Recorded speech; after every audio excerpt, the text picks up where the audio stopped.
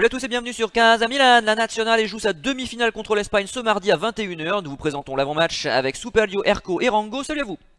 Salut. Superlio, l'Italie a surpris tout le monde en éliminant la Belgique et rappelé au monde à la fois son talent et sa fierté. C'est un autre gros morceau qui se présente demain, un autre style, d'autres atouts. L'Espagne, comme l'Angleterre, qui a été très critiquée sur la phase de poule, est bien présente avec un potentiel offensif qu'il va falloir museler. Oui, tout à fait, hein. C'est la quatrième fois consécutive qu'on rencontre l'Espagne à l'Euro et on n'a gagné qu'une seule fois, hein. Le dernier match contre eux s'était soldé par une défaite cinglante en septembre 2017, 3-0 à Madrid. Donc là, une équipe à prendre au sérieux, qui nous ressemble, hein, parce elle a reconstruit en misant sur des jeunes et a connu plusieurs échecs. Donc on a un profil assez similaire, y compris dans les idées de jeu. Peut-être qu'il manque un peu de verticalité, de variété dans le jeu de la possession espagnole qui peut être stérile, hein. Et on a souvent un Morata qui décroche mais qui est assez inefficace et qui va retrouver ses deux coéquipiers dans la défense centrale italienne, donc ça peut être à son désavantage. Erco, tu étais avec nous en 2012 pour la piteuse finale. L'Espagne n'a plus rien à voir avec l'équipe de l'époque. L'ossature de la cantera barcelonaise n'est plus là. Mais ça reste un adversaire difficile à jouer qui présente toutefois un point faible, sa défense. Oui, sa défense, enfin, et pas que, je pense que la défense n'est pas le pire, je pense que c'est plutôt l'attaque, enfin, de ma pour ma part, en tout cas, qu'il faudrait souligner, parce que il y a un cruel manque d'efficacité devant, il y a pas de buteur, quoi. Donc, avant, ils jouaient avec un faux neuf, mais qui était prévu dans une tactique pour jouer avec un faux neuf. Ici, ils jouent avec des attaquants comme Morata ou Moreno, mais qui manquent cruellement d'efficacité. Donc, je dirais plutôt que c'est plutôt un problème qui est un petit peu similaire à celui d'Italie. À part que la Squadra, la différence, c'est que pour l'instant, ils jouent bien, ils jouent un football d'échelle vers l'avant, donc on a quand même plus d'occasions, donc plus d'occasions à mettre. Là où l'Espagne a peut-être pour l'instant, en tout cas, un jeu peut-être un petit peu plus stéréotypé, un peu plus défensif, on va dire, mais qui justement paye plus à marquer. Et on l'a vu dans le dernier match, quoi. Donc, même s'ils ont comme mis ces 3 buts contre la Croatie, bah, c'était très difficile par rapport au nombre d'occasions. Donc maintenant, la défense n'est pas exceptionnelle, même si sur le papier, je trouve qu'en tout cas dans l'axe, je pense que c'est pas, il y a quand même pire que ça cette année-ci. Mais c'est vrai que leurs ailiers, sur qui ils aiment bien, enfin les arrières latéraux, pardon, défensifs, qu'ils ont l'habitude justement, comme Jordi Alba, qui est un petit peu entre guillemets sur le déclin par rapport à la finale où il n'avait pas arrêté de courir jusqu'à la 90e minute.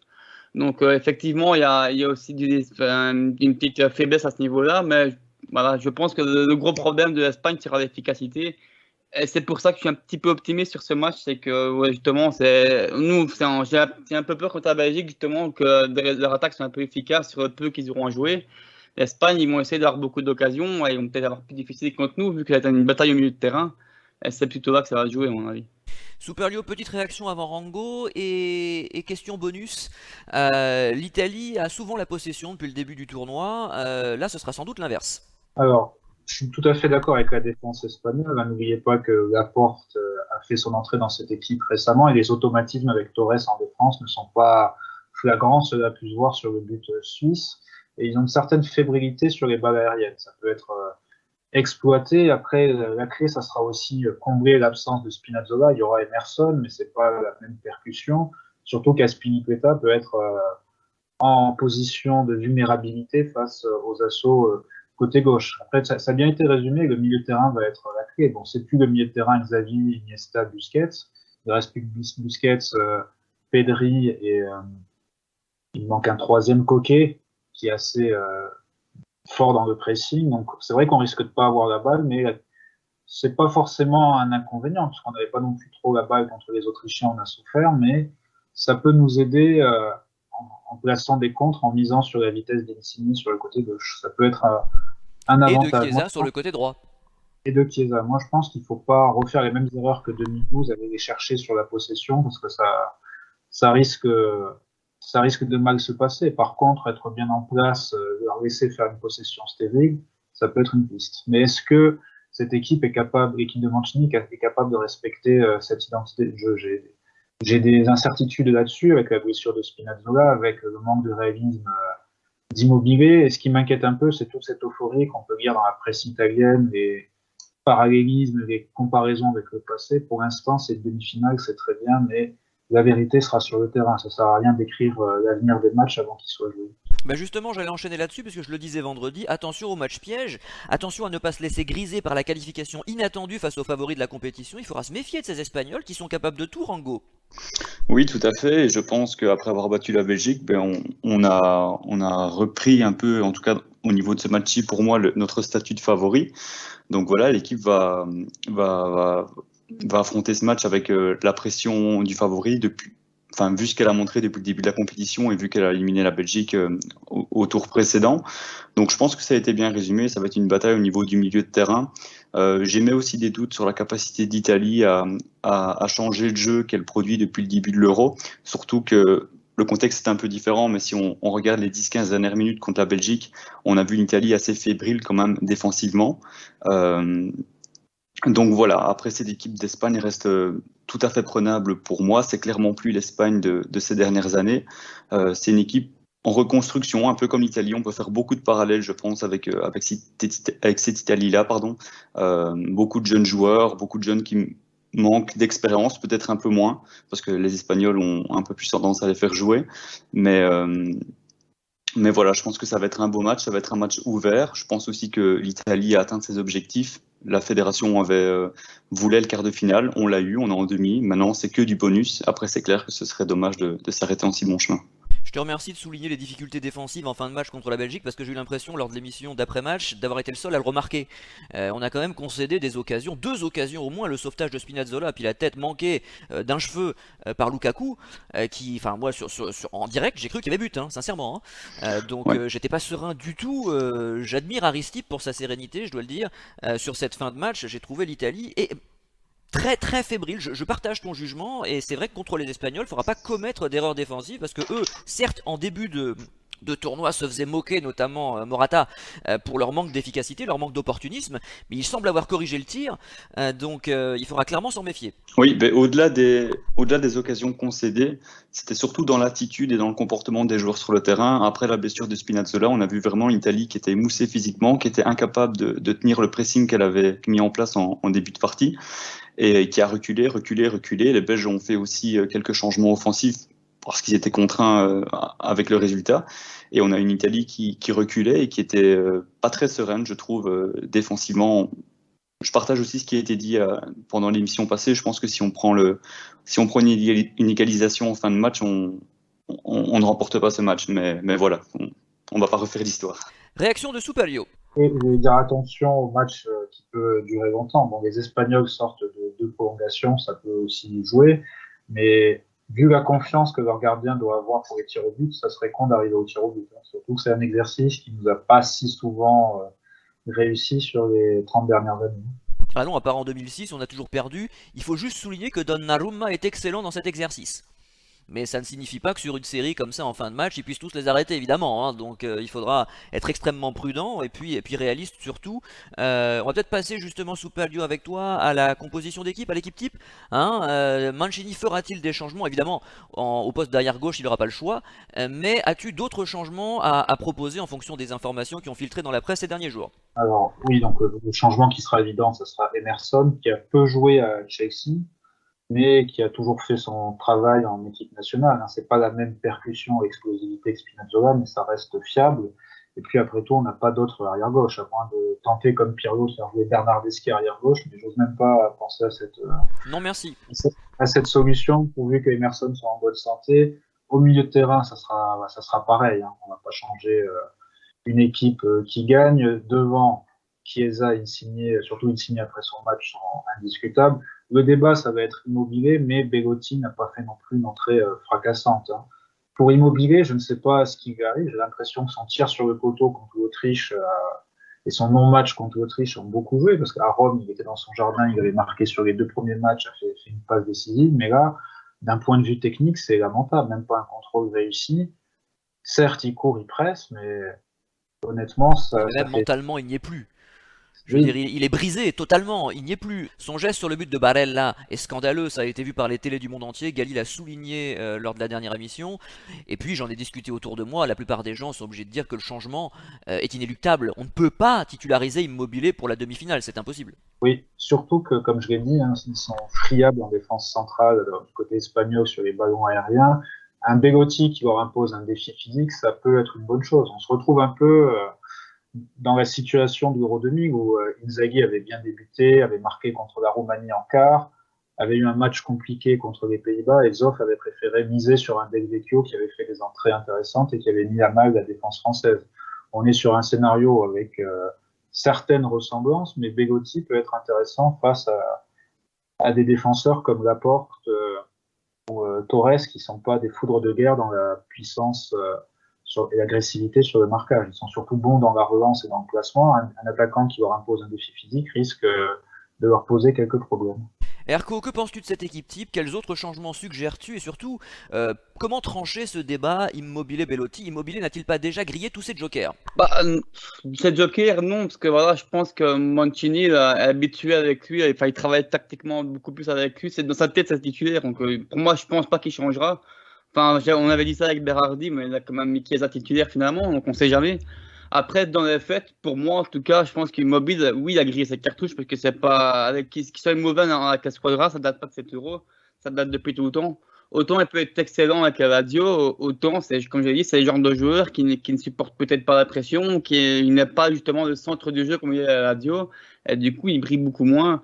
Et on voit clairement que c'est pas un mauvais joueur, parce qu'on sait très bien ce qu'il donne avec la radio, mais un joueur de son niveau, un joueur professionnel comme ça, qui rate tous ses contrôles, c'est clairement un problème mental. C'est pas les contrôles de n'importe quel joueur qui joue en pro, qui joue en division supérieure. Il sait faire contrôler un ballon, il peut rater de temps en temps, mais pas tout le temps, pas systématiquement. Ici, on voit qu'il y a un gros problème au niveau mental. Et voilà, où tu mets en fin de match pour te donner, là où il y a moins de pression, on te dit vas-y à fond et tu tentes. Mais oui, Belotti doit rentrer, puisque dans le 4-3-3, en plus, il pourrait être utile, puisqu'il c'est plus ou moins un tactique qu'il joue avec le Torino. C'est un joueur capable de garder le ballon. Et vu qu'on joue avec deux ailiers intérieurs qui sont Insigne et Chiesa, ben justement, il pourrait leur distribuer des caviars aussi, les aider à rentrer dans l'axe du jeu pour marquer. Donc oui, c'est le seul changement que je vois, puisque ici, contre la Belgique, autant j'ai peut-être proposé Locatelli pour le défi physique par rapport à Witsel et Tillmans, même si Verratti a fait un match splendide et qui m'a bien fait mentir. Ici, côté Espagne, on a besoin absolument de joueurs techniques et de joueurs qui savent conserver le ballon. Des 3 minutes de terrain qui ont été mis côté Belgique seront hyper importants. Pour moi, je pense qu'actuellement, en tout cas, même par rapport au milieu d'Espagne, nos 3 titulaires sont meilleurs. Donc ici, je vois que vous disiez justement que l'Italie doit s'adapter à l'Espagne. C'était le cas avant, quand ils avaient leur cadre avec Xavi Iniesta notamment. Ici, c'est une nouvelle équipe aussi. Il y a peut-être un petit peu moins de qualité par rapport à ce qu'ils avaient avant, même s'il y a quand même des gros noms comme Olmo ou Thiago Alcantara. Mais je pense que d'un point de vue justement cohésion équipe et qualité de jeu, justement, je pense que le trio Verratti, Barella et Giorgino, c'est plus imposant en tout cas que ce qu'ils ont actuellement. Et c'est à nous de faire le jeu et de dominer. Et je pense que c'est ce qu'on va faire en tout cas. Et on attend l'opinion de Rango à la fois sur Immobilier, également peut-être sur le cas Locatelli-Verratti qui à mon avis a été tranché par le match précédent, éventuellement sur la défense. Comment envisages-tu ce match avec l'équipe annoncée par Soupalio? Alors je pense que ce sera l'équipe qui sera alignée, donc effectivement à part le changement Emerson-Spinazzola qui est un changement forcé, à mon avis Mancini va reconduire l'équipe qui a battu la Belgique. C'est vrai qu'il y avait ce débat par rapport à Locatelli-Verratti, mais je pense que le match de Verratti a mis tout le monde d'accord et lorsqu'il est à ce niveau-là, c'est très très compliqué de le sortir du 11 titulaire, surtout contre une équipe qui va jouer très bien au football comme l'Espagne, donc il va falloir du répondant technique aussi au milieu de terrain. Donc voilà, pour Immobilier, je suis assez indécis, je ne sais pas trop quoi en penser. C'est clair que son dernier match a été une catastrophe à tout point. Je pense que si les résultats est tout autre, à la fin on peut s'en mordre les doigts et le pointer en coupable. Heureusement pour lui, ça n'a pas été le cas parce que déjà qu'il est très bas moralement, ça l'aurait complètement enterré. Après, je trouve que un peu comme Superio, Belotti n'a pas fait d'entrée fracassante. Il a été utile en fin de match parce qu'il a beaucoup donné, il a beaucoup pressé, mais voilà, c'est des entrées pour 10-15 minutes de jeu, donc il peut se permettre de le faire. Et j'ai peur aussi que si Mancini retire Immobilier du 11 titulaire actuellement, ben ça l'enterre définitivement. Donc, mais c'est pas l'équipe qu'il faut enterrer, on préfère enterrer Immobilier que l'équipe d'Italie. Parce que le problème, c'est que s'il vendange, comme je le disais la dernière émission, à la 80e à 0-0, on aura une autre tête. Hein. Oui, c'est clair. Après, il y a des joueurs autour de lui aussi pour faire la différence, mais Moi, j'ai la sensation que Mancini va le confirmer et qu'il va lui donner la chance de se racheter en espérant qu'il le fasse. Après, voilà, le numéro 9, c'est clairement le point faible de l'Italie. On l'avait souligné avant l'Euro. C'est un point faible que l'on traîne depuis maintenant plusieurs années et c'est quelque chose qui manque à cette équipe pour être vraiment parmi les favorites citées. Sinon, au niveau du reste de l'effectif, je pense que, voilà, comme dit tout à l'heure, ce sera la même équipe qui sera reconduite. Donc Di Lorenzo sur la droite, mais tout le monde d'accord également. Il y a aucun doute sur sa capacité à contenir les ailiers espagnols après ce qui s'est passé avec Doku. Disons que là aussi, c'est un problème d'alternative. Florenzi est de retour, je pense, mais qu'en est-il de son état physique? Et si c'est pour jouer avec Toloi, qui est plus un central qu'un latéral droit, moi, ça me convient pas. Je préfère maintenir Di Lorenzo, qui, excepté le penalty sur Doku, qui est peut-être un peu généreux, a fait, je pense, quand même un bon match contre la Belgique. Ah bon? T'as pas trouvé qu'il se faisait passer à chaque fois? T'as pas été choqué par ça? J'ai l'impression que Doku le mettait minable sur son côté, quoi. Disons que Doku lui a posé beaucoup de problèmes. Lorsque Doku était lancé, c'est clair qu'il avait toujours le dessus. Il était plus vivace, plus d'impact il mettait plus d'impact dans le jeu, plus d'énergie. Après, sur les longs ballons aériens, je trouve que Di Lorenzo a plutôt bien géré ça. Il y avait aussi une double couverture qui était faite, notamment en fin de match avec, je pense, Berardi lorsqu'il est monté et ou Barella au milieu de terrain. Ça n'a pas toujours fonctionné, mais au final, je pense que moi, en tout cas, je trouve que Di Lorenzo n'a pas fait un mauvais match. Ok. Je suis pas sûr que, pour compléter, je ne suis pas sûr que Florenzi se Ah non, serait c'est mieux possible. débrouillé. C'est possible, mais Calabria probablement. Alors il est pas là. Oui, mais il n'est pas là, On peut pas, malheureusement. non, mais on peut pas s'empêcher d'y penser. En tant que Ouais, milaniste, hein, c'est vrai que Calabria est bien meilleur, à mon avis, hein, que tous les arrières latéraux droits dont dispose Mancini en ce moment en sélection. On va passer au mot de la fin de Superio. Et le mot de la fin, c'est de pas trop s'enflammer, pas jouer le match avant, parce que je vois sur ce que je lis dans la presse italienne, on a un milieu de terrain plus fort, la bataille milieu de terrain, on n'a pas à la craindre, on fait peur. C'est bien d'avoir retrouvé une confiance en l'équipe nationale, mais attention à ne pas se brûler les ailes comme Icar.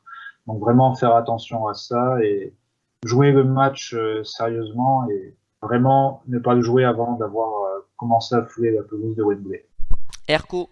Ouais, juste, enfin, avant toute chose, rebondir un peu sur Calabria, c'est que s'il n'a pas été repris, je pense juste c'est parce qu'il doit se faire opérer, hein, parce qu'il s'est fait opérer récemment, donc il y avait une blessure qu'il a mordu sur sa chic pour la fin de saison pour aider Milan, mais il n'était pas apte à partir pour l'Euro vu son opération assez récente, donc je Tu pense as que c'est un sans doute sûrement ça. raison. Je fais amende honorable, j'avais oublié ça, effectivement, tu as raison. Donc sinon, oui, c'est un petit peu ce que, comme il a dit ici. Moi ici, on est en demi-finale. Je pense que l'objectif il est clairement atteint. Si on doit se faire éliminer, j'espère que ce ne sera pas pour une grosse défaite. Ce sera un match, comment dire, équilibré. Mais en tout cas, voilà, je suis assez, je vais pas dire optimiste, mais je suis assez confiant dans l'idée qu'on peut très bien rivaliser avec cette équipe, que ça peut être un match assez agréable d'avoir, même si ça peut être beaucoup de possessions tirées des deux côtés. Non, j'espère ne pas avoir trop de changements. Si ce n'est juste pour terminer aussi sur Di Lorenzo, c'est que je suis assez d'accord aussi avec Rango. Et puis Doku, moi aussi, m'a vachement impressionné. C'est un très gros client. Je suis pas sûr que beaucoup d'autres arrière latéraux, même de l'Euro tout court, auraient bien pu l'arrêter. Parce que quand il était lancé comme ça, c'était impressionnant. Sa petite accélération, que ce soit dans les petits ou dans les grands espaces, il était très bon. Techniquement, moi, c'est un joueur que je connaissais pas à ce niveau-là. Et donc, je ne sais pas comment il était à Rennes. Mais les statistiques n'étaient pas pour lui. Ici, il a quand même été Décevant. très fort. Décevant à Rennes, il Décevant. a déçu Oui, tout parce le monde. que dans les stats, oui, c'est que voilà, j'ai vu qu'il y avait un ou deux buts pour une ou deux assists aussi, donc c'est assez mauvais. Même si c'était le meilleur dribbleur, moi, c'est pas des stats qui m'intéressent. Mais bon, voilà, en tout cas, c'était un gros client. Je n'ai pas envie d'enterrer Di Lorenzo sur ça. Maintenant, oui, Calabria, pour moi, aurait pu être titulaire, en tout cas, d'un point de vue de ses qualités de la saison qui sort. Et voilà, j'espère juste bonne chance à l'équipe. Dans tous les cas, ça aurait été que du bonheur. Et si on passe en finale, ben, tant mieux. En tout cas. Oui, Rango, on rappelle que l'Italie a déjà rempli son contrat. On avait dit quart de finale dans le meilleur des cas, et finalement on est en demi. Donc quoi qu'il arrive, l'Italie aura réussi son Euro maintenant. On est supporter, donc évidemment on attend mieux. C'est clair, l'Italie a réussi son Euro, les objectifs de la fédération sont remplis. Moi, personnellement, j'ai passé l'une des meilleures soirées footballistiques depuis longtemps ce vendredi avec la victoire de l'Italie que j'ai bien fêtée dans les rues de ma ville en Belgique. Dans la bonne humeur, bien évidemment, et dans le total respect avec les autres supporters de la Belgique.